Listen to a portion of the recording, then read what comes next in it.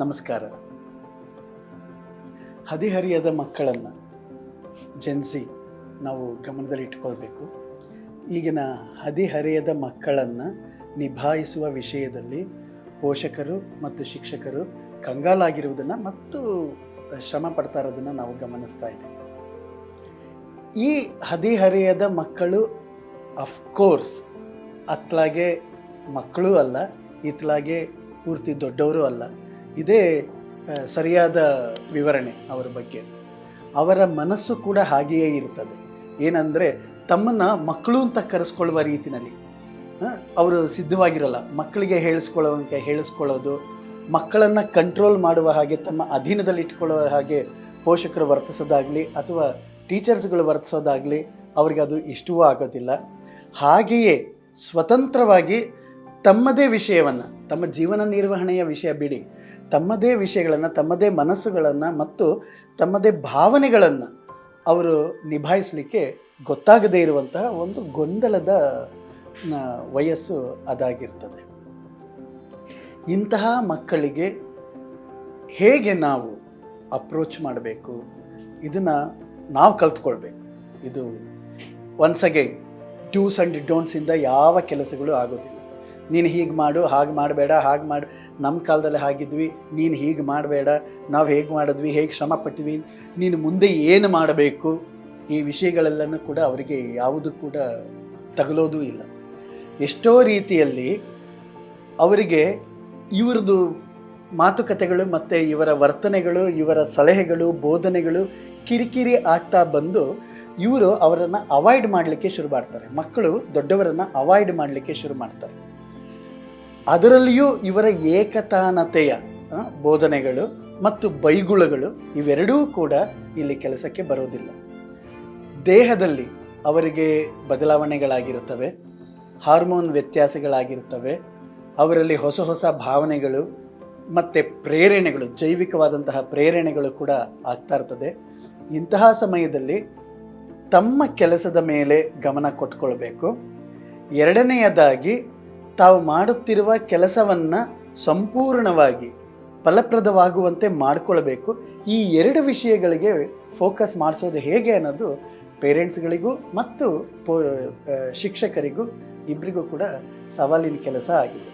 ಈ ಮಕ್ಕಳಿಗೆ ಒಂದು ಗೋಲ್ ಸೆಟ್ಟಿಂಗ್ ಮಾಡುವ ವಿಷಯದಲ್ಲಿ ಅಥವಾ ಗುರಿಯನ್ನು ಗುರುತಿಸಿಕೊಳ್ಳುವ ವಿಷಯದಲ್ಲಿ ಸಹಾಯ ಮಾಡಬೇಕು.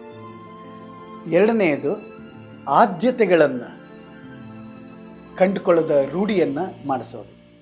ಈ ಸಮಯವನ್ನಾಗಲಿ, ತಮಗಿರುವ ಸಂಪನ್ಮೂಲವನ್ನಾಗಲಿ, ತಮ್ಮ ಶ್ರಮವನ್ನಾಗಲಿ, ಸಮಯ, ಸಂಪನ್ಮೂಲ ಮತ್ತು ತಮ್ಮ ಶ್ರಮ ಇವುಗಳನ್ನು ಆದ್ಯತೆಯ ಮೇರೆಗೆ ಅವರು ಯಾವ ರೀತಿಯಲ್ಲಿ ಬಳಸಬೇಕು ಅಂತ ಅನ್ನೋದನ್ನು ನಾವು ಟ್ರೈನಿಂಗ್ ಕೊಡಬೇಕಾಗತ್ತೆ. ಇದು ನಾನು ಉದ್ದೇಶಪೂರ್ವಕವಾಗಿ ಹೇಳ್ತಾ ಇದ್ದೀನಿ, ತರಬೇತಿ ಅಂತ ಹೇಳಿ, training. We have to train them. ಆ ತರಹದ ಟ್ರೈನ್ ಮಾಡಬೇಕು ಅಂತಂದರೆ one should have cognitive approach. ಏನಿದು ಕಾಗ್ನಿಟಿವ್ ಅಪ್ರೋಚ್? ನಮ್ಮ ವರ್ತನೆಗಳಿಂದ ಅವರ ವರ್ತನೆಯಲ್ಲಿ ಪ್ರತಿವರ್ತನೆಗಳನ್ನು ಉಂಟು ಮಾಡುವುದರ ಬಗ್ಗೆ ಗಮನ ಕೊಡೋದು. ನಾವು ಅವರೊಂದಿಗೆ ಯಾವ ರೀತಿಯಲ್ಲಿ ವರ್ತಿಸುತ್ತೇವೆ ಅನ್ನುವುದರ ಮೇಲೆ ಅವರ ಪ್ರತಿವರ್ತನೆಗಳು ನಿರ್ಧರಿತವಾಗ್ತವೆ. ನಾವು ಹೇಗೆ ವರ್ತಿಸ್ತೀವೋ ಅದಕ್ಕೆ ಪ್ರತಿಫಲವಾಗಿ ಅವರು ವರ್ತಿಸ್ತಾ ಹೋಗ್ತಾರೆ. ನಮ್ಮ ವರ್ತನೆಯ ಆಧಾರದಲ್ಲಿ ಅವರ ಆಲೋಚನೆಗಳು ಸೃಷ್ಟಿಯಾಗ್ತಾ ಹೋಗ್ತಾ ಇರ್ತವೆ. ಹಾಗಾಗಿ ನಾವು ಅವರನ್ನು ಅಪ್ರೋಚ್ ಮಾಡುವಾಗಲೇ ಮೊದಲು ಅವರ ವಿಶ್ವಾಸವನ್ನು ಗಳಿಸಬೇಕು. ನನ್ನ ಆದ್ಯತೆ ನೀನು ಅನ್ನುವುದರ ಬಗ್ಗೆ ಬಹಳ ಸ್ಪಷ್ಟವಾದಂತಹ ಸಂಕೇತಗಳನ್ನು ನಾವು ಕೊಡಬೇಕು. ಮಗು, ನೀನು ನನ್ನ ಆದ್ಯತೆ, ಯು ಆರ್ ಮೈ ಪ್ರಿಯಾರಿಟಿ.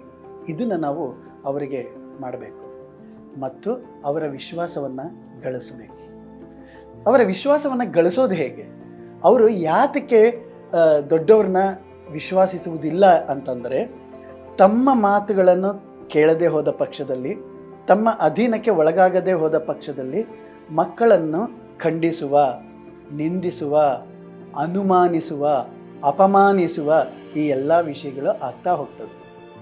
ಅಪಮಾನಕ್ಕೆ ಒಳಗಾಗೋದಕ್ಕೆ ಇಷ್ಟ ಇಲ್ಲ, ಅನುಮಾನಕ್ಕೆ ಒಳಗಾಗೋದಕ್ಕೆ ಇಷ್ಟ ಇಲ್ಲ, ಮತ್ತು ನಿಂದನೆಗೆ ಒಳಗಾಗೋದಕ್ಕೆ, ಖಂಡನೆಗೆ ಒಳಗಾಗೋದಕ್ಕೆ ಇಷ್ಟ ಇಲ್ಲ. ಎಲ್ಲರ ಎದುರಿಗೂ ಹೇಳೋದು ಮತ್ತು ಎಲ್ಲರ ಮುಂದೆ ಮಾತಾಡೋದು, ಮತ್ತು ಬೇರೆ ಬೇರೆ ಅವರವರ ಸಂಬಂಧಿಗಳ ಜೊತೆನೋ ಅಥವಾ ಫ್ರೆಂಡ್ಸ್ ಜೊತೆನೋ ವಿಷಯಗಳನ್ನ ಶೇರ್ ಮಾಡ್ಕೊಳ್ಳೋದು, ತಮ್ಮ ನಿರೀಕ್ಷೆ ಮತ್ತು ಅಪೇಕ್ಷೆಗಳನ್ನು ಬೇರೆಯವರ ಬಾಯಿಂದ ಮಕ್ಕಳಿಗೆ ಹೇಳಿಸಿ ನಮ್ಮ ಮಾತನ್ನು ಕೇಳುವಂತೆ ಮಾಡಲಿಕ್ಕೆ ಒತ್ತಡವನ್ನು ಉಂಟು ಮಾಡೋದು, ಇದು ಎಲ್ಲವೂ ಕೂಡ ಖಂಡಿತವಾಗಿ ಮಾಡಬಾರ್ದು. ಈ ಹದಿಹರೆಯದ ಮಕ್ಕಳ ವಿಷಯದಲ್ಲಿ ಖಂಡಿತವಾಗಿಯೂ ಕೂಡ ಮಾಡಬಾರ್ದು. ನಮಗೇನು ಅನಿಸ್ತದೋ ಅದನ್ನು ಅವ್ರ ಜೊತೆಗೆ ನೇರವಾಗಿ ಮಾತಾಡಬೇಕು. 1 to 1, really it is 1 to 1 ಆಗಿರಬೇಕು. ಪ್ರಶಂಸೆ ನೀಡುವಾಗ ಮಾತ್ರವೇ ಅದನ್ನು ಹೊರಗಡೆ ಮಾಡಬೇಕು. ಒಂದು ವೇಳೆ ಆಕ್ಷೇಪಗಳೇನಾದರೂ ಮಾಡುವಾಗಿತ್ತು ಅಂತಂದರೆ ಅವರ ಜೊತೆಯಲ್ಲಿ ಮಾತಾಡಬೇಕು, ಅಪ್ರೋಚ್ ಮಾಡಬೇಕು. ನೆಗೆಟಿವಿಟಿ ಅಥವಾ ನೆಗೆಟಿವ್ ಇನ್ಫ್ಲೂಯೆನ್ಸ್ ಅಥವಾ ನಕಾರಾತ್ಮಕವಾದಂತಹ ಮಾತುಗಳು, negative strokes are very very powerful. ಒಂದು ಒಳ್ಳೆಯ ವಿಷಯವನ್ನು, ಒಂದು ಸಲಹೆಯನ್ನು ನೀವು ಕೊಡಬೇಕು ಅಂತಂದರೆ ಕನಿಷ್ಠ ಪಕ್ಷ ಆ ಮಕ್ಕಳು ಮಾಡಿರುವ ಒಂದು 4-5 ಒಳ್ಳೆಯ ವಿಷಯಗಳನ್ನು ಮಾಡಿ, ಇನ್ನು ಮಿಕ್ಕಿದ್ದು ಕರೆಕ್ಷನ್ ಅಂತ ಏನು ಹೇಳ್ತೇವೆ, ತಿದ್ದುಪಡಿ ಅಂತ ಏನು ಹೇಳ್ತೇವೆ, ಅದನ್ನು ನೀನು ಈ ರೀತಿ ಮಾಡಬಹುದಲ್ವಾ ಅಂತನ್ನುವಂತಹ ಒಂದು ಅಪ್ರೋಚ್ ಆ ರೀತಿಯಲ್ಲಿ ಇರಬೇಕಾಗ್ತದೆ.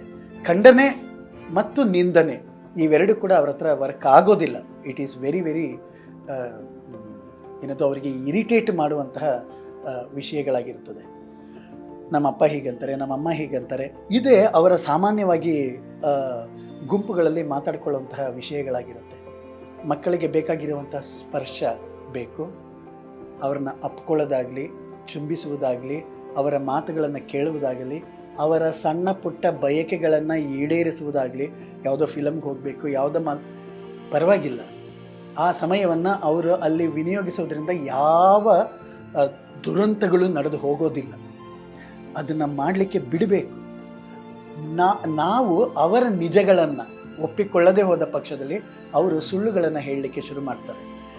ನಮ್ಮ ಬಗ್ಗೆ ಅವರು ಅನಾಕರ್ಷಿತರಾಗ್ತಾರೆ ಅಂತಂದಾಗ ಇನ್ನೊಂದರ ಬಗ್ಗೆ ಆಕರ್ಷಿತರಾಗ್ತಾ ಹೋಗ್ತಾರೆ. ಹಾಗಾಗಿ ನಾವು ಅವರ ಗೋಲ್ ಸೆಟ್ಟಿಂಗ್ ವಿಷಯದಲ್ಲಿಯೂ ಕೂಡ ನಾವು ನಿರ್ದಿಷ್ಟವಾಗಿ ನೀನು ಇದನ್ನೇ ಮಾಡಬೇಕು, ಅದನ್ನೇ ಮಾಡಬೇಕು. ಯಾಕೆ ಅಂತಂದರೆ ಯಾವುದೋ ಒಂದು ಪ್ರೇರಣೆಯಿಂದ ಒಂದು ಗುರಿ ಅಂತ ಅಂದುಕೊಂಡಿರ್ತಾರೆ. ಹೀಗಾಗಬೇಕು, ನಾನು ಹಾಗೆ ಮಾಡಬೇಕು ಅಂತ ಅಂದುಕೊಳ್ತಾರೆ. ಆದರೆ ಕಾಲಾನುಕ್ರಮದಲ್ಲಿ ಅವರಿಗೆ ಅನ್ನಿಸಬಹುದು, ನನಗೆ ಇದನ್ನು ಮಾಡಲಿಕ್ಕೆ ಸಾಧ್ಯವಾಗ್ತಿಲ್ಲ ಅಂತಂದಾಗ ಇಲ್ಲ, ಇಂಪಾಸಿಬಲ್ ಅಂತ ಅನ್ನೋದು ಇಲ್ಲವೇ ಇಲ್ಲ, ಎವ್ರಿಥಿಂಗ್ ಈಸ್ ಪಾಸಿಬಲ್ ಅಂತ ಅಂದ್ಬಿಟ್ಟು ಪುಷ್ ಮಾಡುವಂತಹ ಅಗತ್ಯ ಇಲ್ಲ. ಅವರಿಗೆ ಬೇರೆ ರೀತಿಯ ವಿಷಯಗಳನ್ನು ಕೂಡ ಗ್ರಹಿಸಲಿಕ್ಕೆ ಸಾಧ್ಯವಾಗುತ್ತೆ. ತಮ್ಮ ಗುರಿ ಅಂತ ತಾವೇನು ಅಂದುಕೊಂಡಿರ್ತಾರೋ ಅದನ್ನು ಬಿಟ್ಟು ಹೊರತಾಗಿ ಮತ್ತೊಂದನ್ನು ಗುರಿಯಾಗಿಸಿಕೊಳ್ಳೋದ್ರಲ್ಲಿ ಅದರಲ್ಲಿ ಯಶಸ್ಸನ್ನು ಕಾಣಲಿಕ್ಕೆ ಕೂಡ ಅವರಿಗೆ ಸಾಧ್ಯವಾಗತ್ತೆ. ಹಾಗಾಗಿ ಅವರಿಗೂ ಒತ್ತಡವನ್ನು ಹೇರುವ ಬದಲು ಗುರಿಗಳನ್ನು ಬದಲಾಯಿಸಲು ಕೂಡ ಅವಕಾಶಗಳಿಗೆ ಅಲ್ಲಿ ಸ್ಥಾನ ಇರಬೇಕು. ಇತ್ತೀಚೆಗೆ ನಾವು ಅದನ್ನು ಗಮನಿಸಿದ್ದೀವಿ. ಯಾವುದೋ ಒಬ್ಬ ಇಂಜಿನಿಯರಿಂಗ್ ಹುಡುಗ ತನಗೆ ಹಾಲ್ ಟಿಕೆಟ್ ಸಿಗಲಿಲ್ಲ, ಎಕ್ಸಾಮ್ ಬರೀಲಿಕ್ಕೆ ಆಗಲಿಲ್ಲ ಅಂತ ಹೇಳಿ ಕಟ್ಟಡದಿಂದನೇ ಕೆಳಗಡೆ ಬಿದ್ದು ಆತ್ಮಹತ್ಯೆ ಮಾಡಿಕೊಂಡಿರುವಂತಹ ಸುದ್ದಿ ಓದಿದ್ದೇವೆ. ಈ ಥರ ಅವರು ಏಕಮುಖವಾಗಿ ಅಥವಾ ಕುದುರೆ ಕಾಟವಾಡ ಹಾಕಿದಂಗೆ ಅದೊಂದೇ ಗುರಿ ಅನ್ನೋ ರೀತಿಯಲ್ಲಿ ಈಗ ಇಲ್ಲ. ಈಗ ಜಗತ್ತು ಆ ರೀತಿಯಲ್ಲಿ ಇಲ್ಲ. ಅವರಿಗೆ ಬೇಕಾದಷ್ಟು ಅವಕಾಶಗಳಿದೆ. ಅವರು ಅವರನ್ನು ಬದುಕನ್ನು ಸಮರ್ಥವಾಗಿ ನಡೆಸ್ಕೊಳ್ಳೋದಕ್ಕೆ, ಉತ್ತಮ ಗುಣಮಟ್ಟದ ಬದುಕನ್ನು ನಡೆಸಲಿಕ್ಕೆ, ಸಂತೋಷವಾಗಿರಲಿಕ್ಕೆ, ನೆಮ್ಮದಿಯಾಗಿರಲಿಕ್ಕೆ ಮತ್ತು ತಮಗೆ ಬೇಕಾದ ರೀತಿಯಲ್ಲಿ ಬದುಕಲಿಕ್ಕೆ ಸಾಧ್ಯವಾಗುವಂತಹ ಅವಕಾಶಗಳು ಬೇರೆ ಬೇರೆ ರೀತಿಗಳಲ್ಲೂ ಕೂಡ ಸಾಧ್ಯವಾಗುತ್ತೆ. ಇಂತಹ ಸಾಧ್ಯತೆಗಳನ್ನು, ಇಂತಹ ಫ್ಲೋ ಚಾರ್ಟ್ಗಳನ್ನು ಅವರ ಮುಂದೆ ನಾವು ಇಡಬೇಕಾಗ್ತದೆ. ಹದಿಹರೆಯದವರಿಗೆ ನಾವು ಒತ್ತಡ ಹೇರಬಾರ್ದಾಗಿರುವುದ ವಿಷಯವೇನು ಅಂತಂದರೆ, ಅವರು ನಮ್ಮಿಂದ ವಿಷಯಗಳನ್ನು ಮರೆಮಾಚುವುದಕ್ಕೆ, ನಮ್ಮನ್ನು ಮರೆಮಾಚೋದಕ್ಕೆ ಅವಕಾಶವನ್ನು ಕೊಡಬಾರದು. ಮತ್ತು ಅವರು ಮುಕ್ತವಾಗಿ ನಮ್ಮ ಜೊತೆಗೆ ತೆರೆದುಕೊಳ್ಳೋದಕ್ಕೆ ಸಾಧ್ಯವಾಗಬೇಕು. ಅವರ ವಿಶ್ವಾಸವನ್ನು ನಾವು ಗಳಿಸ್ಕೊಳ್ಬೇಕು. ನಮ್ಮ ವಿಶ್ವಾಸವನ್ನು ಅವರು ಕಳ್ಕೊಳ್ತಾರೆ ಅನ್ನೋದಲ್ಲ, ನಾವು ಅವರ ವಿಶ್ವಾಸವನ್ನು ಕಳ್ಕೊಳ್ಳದೇ ಇರುವ ರೀತಿಯಲ್ಲಿ ನಾವು ಅವ್ರನ್ನ ಹತ್ತಿರಕ್ಕೆ ತಗೊಳ್ಬೇಕು. ಮತ್ತು ಅವರನ್ನು ನಮ್ಮ ಮಕ್ಕಳು ಹಾಗಾಗಿ ಅವರಿವರು ಮಾತುಗಳನ್ನು ನಮ್ಮ ಮಕ್ಕಳ ಬಗ್ಗೆ ಕೇಳುವುದಕ್ಕಿಂತ ನಮ್ಮ ಮಕ್ಕಳು ತಾವೇ ತಮ್ಮ ಬಗ್ಗೆ ಏನು ಹೇಳ್ತಾರೆ ಅಂತ ಅನ್ನೋದನ್ನು ಕೇಳಿಸ್ಕೊಳ್ಳೋದಕ್ಕೆ ನಾವು ಸದಾ ಸಿದ್ಧವಿರಬೇಕು.